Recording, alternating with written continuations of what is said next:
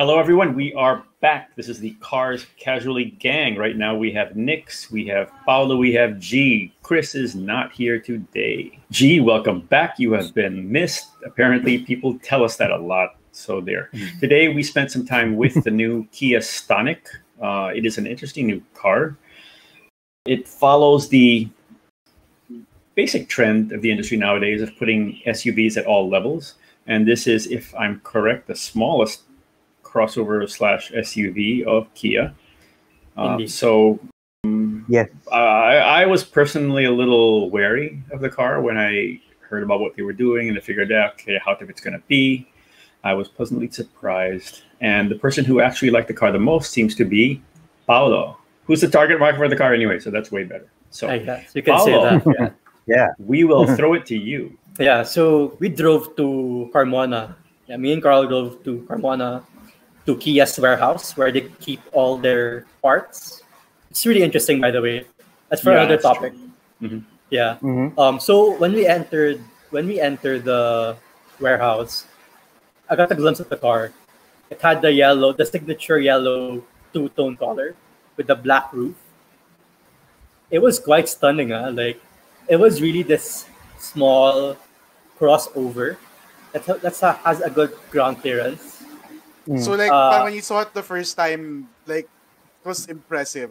It didn't feel cheap or anything. No, It didn't feel cheap, not at all.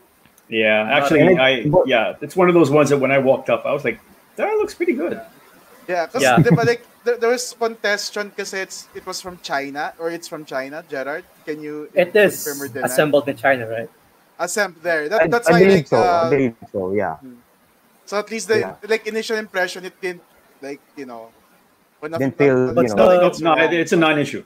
In this case, it's a non-issue. Yeah. But the design was headed by Peter Schreier, right? Yeah. Actually, what we So we actually like the design. We ended up spending a lot of time talking about the design and the little details. So, but anyway, Paolo, you were saying. Because, for the price, at that price point, we got what we drove was the top of the line EX variant. So this is the one with the 6-speed automatic transmission. It was the top of the line with a two-tone colorway. It had all the goodies inside. The car looked and felt a lot more expensive than the 935,000 peso price point. So that was really cool. I have a question, if I may ask. Sight, because like you've seen it, I haven't, and I guess most of, like the ones watching this won't see it anytime soon. But if you were to compare like the size and shape to a car that we've seen now, what's the closest? Yeah, Like, it has the size of the Kona. Yeah, okay. Because it looks smaller and shorter than the EcoSport. I believe it is. Also, it's slightly smaller also than the HRV and the Coolray. Actually, I think it's more of like it will compete against the. Well, it's not here yet, but the Yaris Cross. I don't know. I'm sure. Probably, yeah. Yeah, because the Yaris Cross, it's a cross, basically a crossover, right? Like, yes. Based on the pictures, like I would say they're about the same size.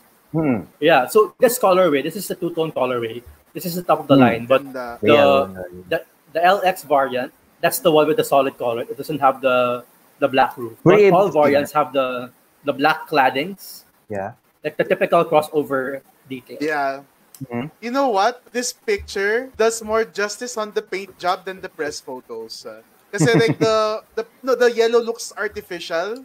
But this one looks like a nice deep yellow. Now you can this tell, was one of those cars that was better off in person than it was in the photos we've seen. So no question. Yeah, because when I looked at the press photos of the yellow, it's like okay, like just yellow. But then when you see it in person, it was a striking deep orange yellow. It's deep yellow, no? It's a deep yellow. Like benzoyl yellow, benzoyl. I was actually surprised in a good way because based on the press photos we've been seeing the past few weeks, I thought it was a brighter yellow. But when I saw it, I really liked it. I'm glad I was wrong. I'm a fan of benzoyl yellow. In Tamiya, yellow. Would you guys get in yellow? Yeah, if it's like this, You know, I gotta say that I would normally wouldn't, but it did fit the car. Colors, some of the other colors they had a blue, and I was like, yeah, but you know, the black roof coloring, which sometimes I think is a kind of a made up detail. In this case, no, I don't think so. I think it works very, very well. Yeah, and it has a roof rail, which is actually sturdy. Like you can actually put stuff up there. Like you can like really put a roof rack and everything. Yeah. So I have the list. So this variant has 3 colors. So this one is called the flash yellow and black. Okay. Then there's the flame orange and the clear white. So that's for the EX variant. So all those 3 have the two-tone colors. Are only those colors, or those are the exclusive colors? Those are the exclusive colors for this variant. Okay. So it comes in other colors. Okay, let's all say hello to Chris. Hey, Chris. Hello, Chris. Hi, guys. Hey, Chris. Oh, you Sorry to keep you waiting. No worries. Not a problem. Okay, but since we're not doing this, Chris, do your mouth exercise. We're kidding. Okay. I wasn't expecting that. Anyway, okay, so Chris, we're talking about Paolo and his very, very positive comments on the Stonic. He was telling us about, he was going through the whole thing. So, Paolo, continue, please. Yeah, the roof rail, it was really a nice touch because it's not just for show. Like, you can actually hang stuff up there, right? And then when we went up inside, we have to take note. The car we tested earlier was it's a sample unit. It's not Prototype. the actual, it's not the actual model that's going to come out in our market. Okay. So, there are certain details. So if you see stuff that we share now, there are certain details. There's one detail which I find interesting. This car had a sunroof, and the ones that will be coming in don't have a sunroof. I think that's actually a good thing because as we've seen, the sunroofs aren't as used, and the sunroofs are really, honestly, a China market thing. So I'm very glad that we're not paying for sunroofs that we don't need. Yeah, at its price point, that looks like a good screen. That looks like it's a really good screen. So inside, 7-inch. Yeah, go. It's an 8-inch. 8-inch. 8-inch. Yeah, it has Apple CarPlay and Android Auto. So I was like, that's a nice touch for a car at this segment. Yeah. Even the entry level variant, the LX, has Android Auto and Apple CarPlay. So they know they really researched the market for this. That's a very Kia thing. Yeah, smooth moves, Kia. Smooth move indeed. I was scrolling through the screen. It was very responsive when I scrolled through the pages. When I tap on the icons, I really like playing with it. That's Paolo's favorite thing. Kia has one of the best. This is Paolo's signature. If Gerard is G, Paolo is swipe left, swipe right. Yeah, Paolo's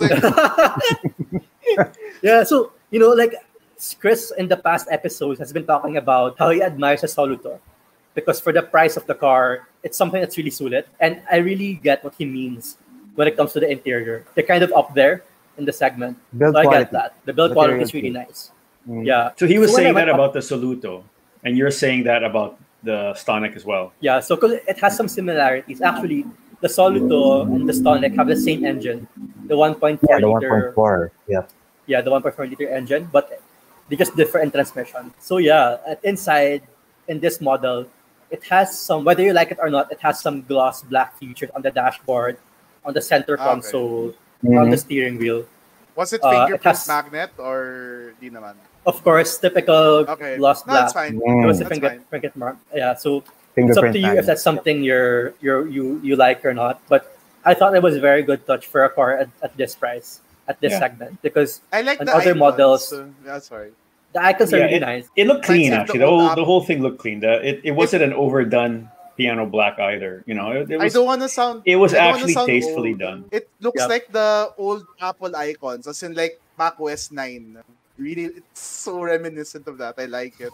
So where do you think this slots in? Which segment does it compete in? I think it's on its own for now. Until the Yaris Cross comes in, diba? No. Well, there's but the Kona. You said because it's together with the Kona. Size-wise. But you were saying comparing it a while ago, size-wise to the one of the Ford. Ford wasn't. Yep. EcoSport. The EcoSport. Right. But the Kona and the EcoSport are more expensive than. Okay. Almost at 1.2 million. EcoSport is pretty affordable. Yeah, I know it slots into below $1 million. I'm assuming you don't know the price of this one yet. There's a price already. There is. Oh, this variant. Oh, that's right. Yes, 735, I think. That's right. Okay, go G. Go G. Can you go G? Come on, G. Let's go. Go G. It starts out at 735 and then it tops out 55 to the EX. Yeah. So this one, the car we shot is at 935,000 pesos. Oh yeah, 935. Sorry. Yeah. Guys. So it's G has a good point now. I checked the price just now of the EcoSport. The lowest variant. The manual, 800, manual 800 plus. 920 right now. Okay. 920 for the manual. The automatic's 970. The trend. That's the lowest variant. They've gone up in price. Lowest variant, the highest. It goes against the highest variant. Of the phone. Yeah. So to a certain point, I think you're right, G. This might be its own. Well, there's also there's the Juke, right? We're looking at the Juke. We're looking at Juke's a bit bigger than this. Yeah, this is bigger. Yeah. And looking at the alternatives in the segment. Yeah, let me check Juke. Juke should be around. How would you compare this to the MG ZS in terms of size? The ZS is a lot more like a normal crossover in terms of the shape, and it's a lot bigger. It feels a lot bigger than the Stonic for sure. Okay, but to answer, guys, the Juke 1.6, not Nismo edition yet. It's plus $1 million now, 1.021. So this thing is coming in really well priced then. Yeah. Yep. Really well priced. It's really well priced. I think the price of this one is its biggest selling point, because at this price, it's priced among those sedans. For example, like the Vios, the Brio is priced around this budget. So those who have been looking for a small hatchback, a small sedan, might want to take a look at this one also, right? But when we were checking the cabin space, it's a bit smaller than your typical subcompact sedan. So yeah, right. Like if you want a crossover that's affordable, then this is worth taking a look. Wait, you're saying the cabin space is smaller than a subcompact sedan? So it's smaller than a Vios and a City? Well, a City is just kind of a bit. No. By a bit. City's big. It was tight in the back when we had it, and Paolo shot this. I don't know if you have the photos now, but when he set it up for his driving, I wasn't touching the back seats, but it's clear that my feet would go underneath the front seats. So it wasn't. It hasn't been. It's not as. It's definitely tighter in the back than the City we just drove. So, but anyway, I'm guessing it's a lot shorter. Yeah. But it didn't feel tiny. I would say the back seats would compare more to hatchbacks like the Honda Brio. That's what it would compare more. Just a bit bigger. So it's livable, but but like the comfort level's not like a subcompact na like the Vios or the City that we just tested. Well, what are you saying? Are you somewhere saying, in between? Actually, when you say the subcompact comfort, are you saying that's lower or higher? Because I actually don't know what you mean. Subcompacts, like I guess in this case higher, because subcompacts are bigger. Because like mini compacts Brio already. Well, and like the Brio, like the rear seats are livable. Like you can sit in them. But if you're a big guy, one big guy, it's fine. But you wouldn't two fit. Big guys, okay, gets. Okay, you wouldn't fit. No, you wouldn't. It's a legit question. He wouldn't the Brio, like there were 3 of us in the car in the Brio, and I think like they knew that if you would put 4 people in the car, like the rear passengers would get a little uncomfortable because of the shoulder tight. Which is understandable. Because do you have a photo of the rear? Of the back seat? Actually, the front pala first. I don't think we saw the front. You have the dashboard. I want to see the dash design. Wait. Let me... I'm not sure I have it right now. We actually literally just got back from driving this thing. So we're still actually... we're uploading everything right now as we speak. Yeah. But this might be why we've got ICG, because we're using up all the bandwidth to do that. But interesting, price-wise, they're really trying to go under, like sweep everyone's leg. You're very aggressive. Yeah. They're not trying. They're succeeding. Less than $1 million. I'm excited to see a lot of this on the road.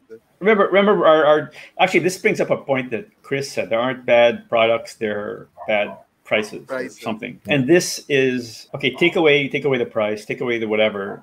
This car actually was a pleasant thing to be in. You know, it was nice. It was well designed. There were little details that we liked. There was clearly, it wasn't meant to be a cheap car. It was meant to be a nice car in whatever way it could be. You know, it doesn't have full-on sumptuous leather. It doesn't have a big slab of a screen in the center console all the way down or anything like that. But everything it did have was pleasant. it was not. It kind of put a smile to your face. You could clearly tell that they had a good design influence on the interior of this car. Dashboard.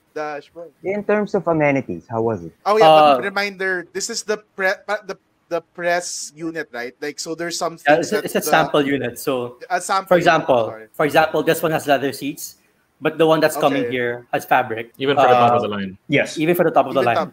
You have the dash. I'm so sorry, but I want to see the dash. No. I'm still transferring the other photos. Okay. Upload. Upload. I like how they went with the traditional door handles instead of the hidden ones that seem to be the trend for these cars. Yep. Yeah, that's true. That's true.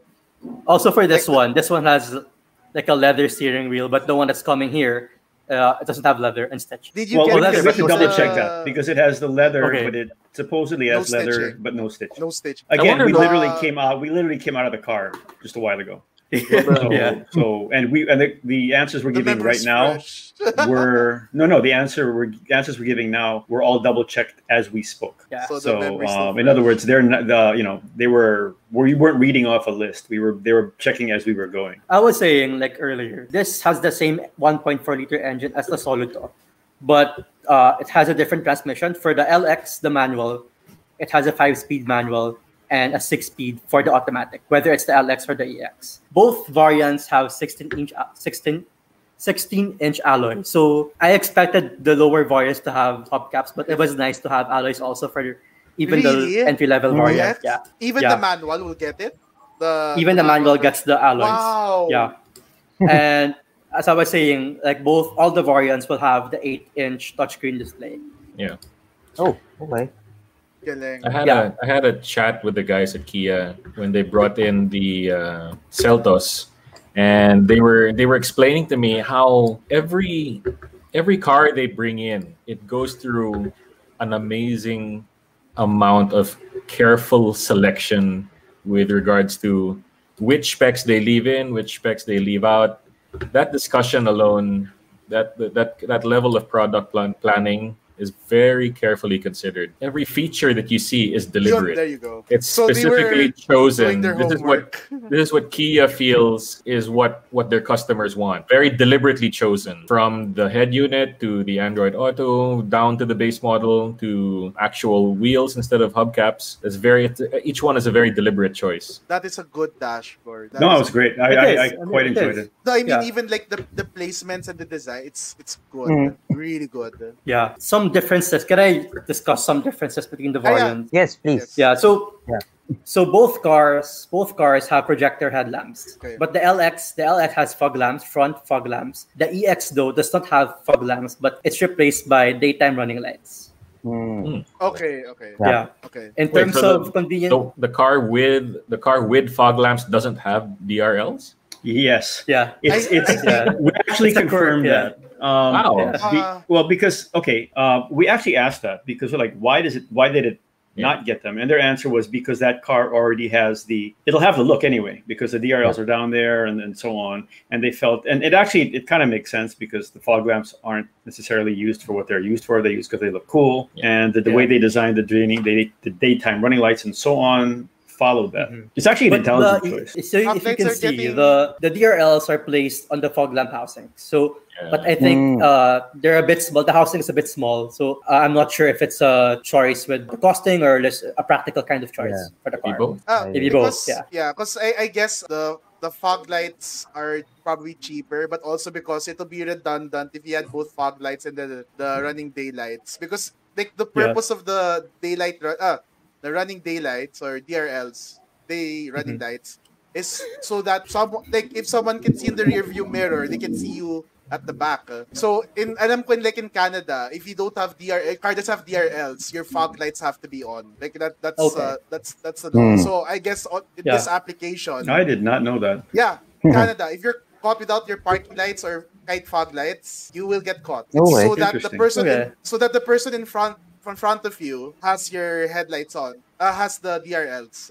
That's why if you, diba, Paolo, every time you ride, we convoy with George, he wants all our headlights open, even in the day. It's so that he can identify who's us and who's not us. So because when George is driving, he's like, that guy has headlights, it's probably Nix or Paolo. That's why tells us to turn it on all the time. Even in the Why? day. How often you guys get lost behind George? Oh, I love driving with George. He's great. I don't like chasing George though. It's easy to get left behind by George. Oh my Let's just god. put it that way. Can I throw one George story? Can I like just one George story? So we Yes, were, like, go ahead. Yeah, sorry. So like me and like Enzo, if you're watching, but me and Enzo were like on our way to Subic.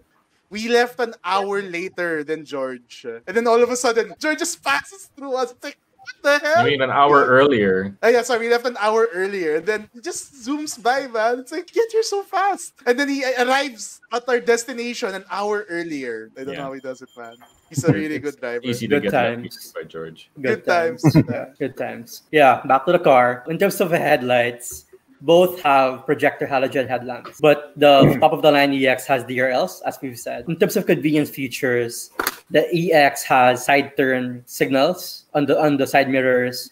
It has a smart entry and push start. It has a rear parking sensor, but all variants have reverse camera, so that's a pretty cool. Wow! And then the EX has even camera the and sensor. Variant, yeah. Yeah. Everyone else, please take notes from Kia. And this is a small SUV, so Yeah. Diba? For me, like I like the combination of both rear sensor and rear camera. Yeah, it works. It really works. Yep. Diba? So good job on that. Like for And Kia. the camera was actually quite helpful. Like there are some cars that we've discussed that there's a camera, but you can't really use it because it's very distorted or the resolution is not so good. But this one was actually helpful. Oh yeah, by the way, like the EX has automatic climate control inside, single zone. Okay. It's another nice touch, but the LX has a manual air conditioning. Okay, like the knob. Nice. Okay. Yep. Nice. Yeah. So far, so good. Yeah. Like how How about are there a the- lot of hard plastic, And that's or- something we expected. Like there was lots of from the hard plastic, plastic on the dashboard, on the that's sidings. Because, Yeah, but with the of price. course, like we have to manage our expectations depending on Correct. the price point of the car, on the segment we're looking at, right? Of course, But if the we're fit looking and at the, finish, it was very well constructed. There was not much gaps and all. Yeah. Yeah, right. Okay, that's good. But of course, if we're looking at the bigger crossover, we would be more meticulous with these details, right? No, but for the price, it's you get a lot. Like what So, Chris Yeah. mentioned before, like it's really like you have to balance out the price and what you get to get its value. And so far, it sounds a good value. Yeah. Going back to the rear view camera, a lot of people are going to say, what do you need a rear view camera for? It's such a small car. But rear view cameras aren't just for backing up into things. It's actually so that you can see things below the level of your rear window. Exactly. Yes. There could be a kid crossing there. Correct.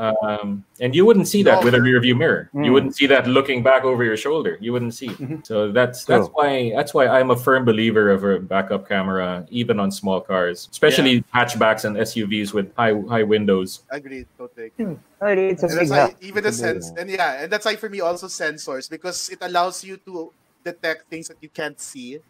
Yeah. Saved me many times. So I agree with Chris on that one. Like a lot of people like wait, it's redundant, but it really helps a lot. More than people know or realize. I mean. Yeah. How was the drive for you, Carl? Like you had the chance to drive it for I enjoyed it. Handling wise, okay, we didn't get a chance to cook the car. Okay, we didn't go very fast, didn't do a lot. We didn't get a chance to run very hard, but it was a very pleasant drive. Very, very easy steering. Not a lot of feel. Which you don't really expect to have feel at this point anyway. It has the CVT transmission, and so you can feel that, and it's working with a somewhat small engine. So like when I asked Paolo to stomp on it, we didn't exactly take off, right? But it was smooth enough, and if it would have probably handled a bit better in terms of engine power delivery further up the scale, which we were not doing. It's got a very nice tight steering circle. It does. That's for sure. It's a very pleasant drive, and that's the thing. You could have made a car like this that left you with no impression. But that's not this car. It leaves you with an impression. It leaves you with kind of a fun impression. It's a fun little car. One of the details we really liked, which I don't know if we can share or not, one of the details we really liked was they paid attention to something like the air conditioning vents, which were kind of Okay, they're kind of like Miata air conditioning vents. They're a ball, and it closes up into kind of a multi-cylinder circle thing, and it just was just nice. It's a pleasant detail. So, and that this whole car was pleasant. It didn't have the air conditioning. Let me share this with you because I'm having a hard time explaining it. The car has a lot of character. It does. We were discussing this. What cars have character? This car has character. Okay, are you seeing it yet? Yes, you are. Okay, there. Okay. The air conditioning setup is simple, but it's pleasant. It's nice. It doesn't look cheap. Yeah. Yeah, it doesn't. So we liked it. Let me find the other one. Okay, these are the ball vents. Yeah. Oh, there you go. Okay. Okay. Well, you don't have them here. I can't show them to you, but when you turn them, when you would like turn them closed, then they look like maybe 3 cones in ascending order. Oh, that's cool. So it's just a nice attention to detail. The detail. It is. It's pleasant, and if you look at it from the side, which you can't do in this shot, it just looks nice. You know, it looks like the guy who designed it is an actual designer, which he is, right? So yeah, you know, I mean, because there are times that who else do you think would design it? Oh, you want to have that discussion on cars that were not designed correctly? No, what you know, so funny a while ago. I'm like, I like the design. I'm like, it looks similar to an Audi, and then I'm like, oh wait, it's Peter Schreier. Peter Schreier. Peter Schreier. That's why I didn't say it anymore. I'm like, the back seats. I want to see photos of the back seats and the cargo. Okay, that's being uploaded as we speak. Haha. Okay. Yeah. So, no, but you know, even the transmission stock. I like that they put that leather cover instead of like, you know, the usual gates. It's a nice touch.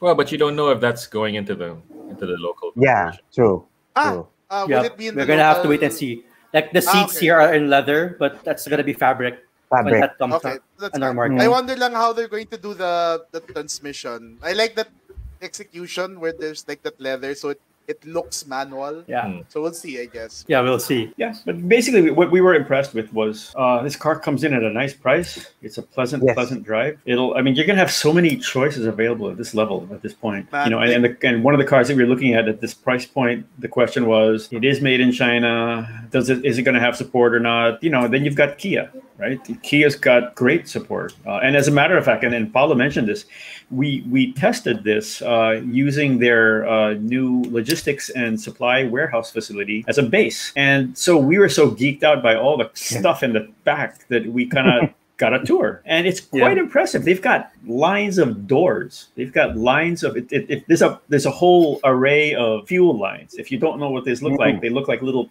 pipe tubes that just run around all over the place, and they're just there waiting for any needs. It's really, really cool.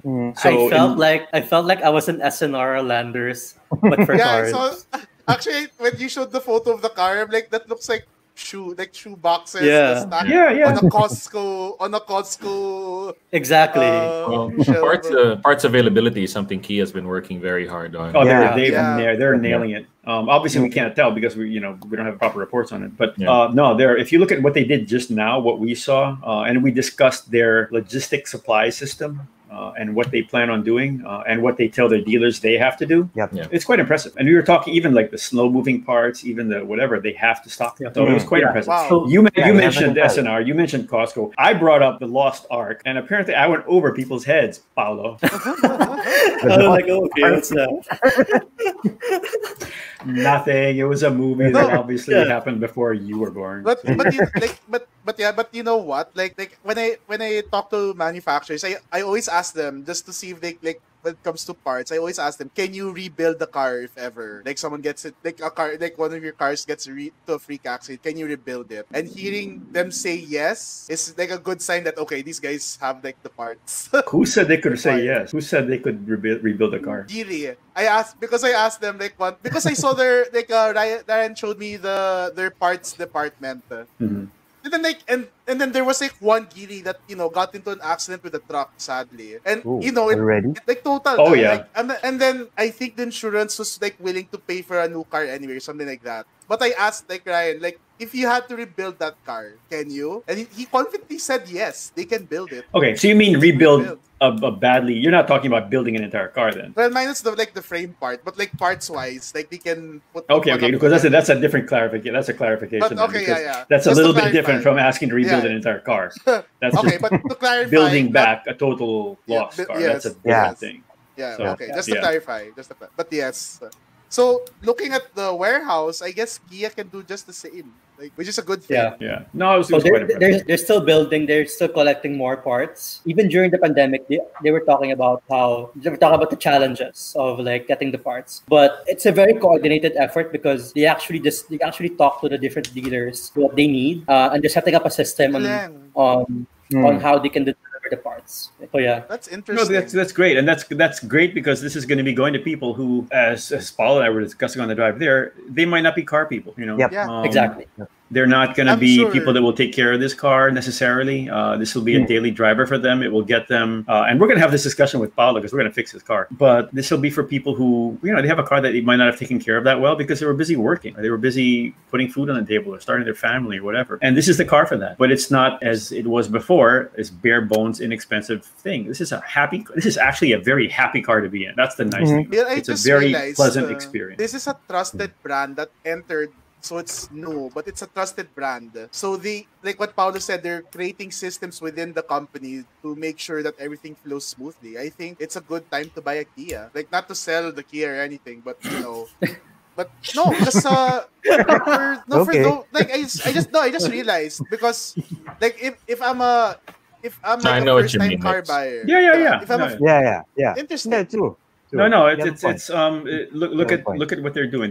They came into the country for whatever reason. They had their issues before. They're now with a very large group that is putting some serious muscle behind it, and that relatively unpublicized little warehouse is a key point for that. And we sat there geeking out, talking about how to handle tracking of logistics, and it was just mind blowing in terms of how hard that's going to be for them to do and the commitment that it's needed to do it. So it's awesome. And this is a brand new car. This is a completely new model, for example. That means for most people, they would wondering, am I going to get this? Am I going to get that? I have no worries right now about them being ready to handle this car when it comes in. Should be no problem at all. I'm curious if it actually shares some parts with other models in the lineup. Well, you did say that the engine is the same as the Soluto. So maybe Saluto and the Pican. I'm sure like the small three cars will be sharing parts, and then the bigger ones, the Seltos, the Sportage, and I'm sure they're also sharing parts. I'm hearing this. I'm more impressed now. More impressed. But like, I don't know if you were able to test it given the short period of time. The NDH, were they hard to say on that one. We didn't really get a chance to run it through the level of different surfaces we would have liked. We were fighting off goats, It was our minds were elsewhere. Yeah. Legit goats. Yeah. They weren't afraid of the car.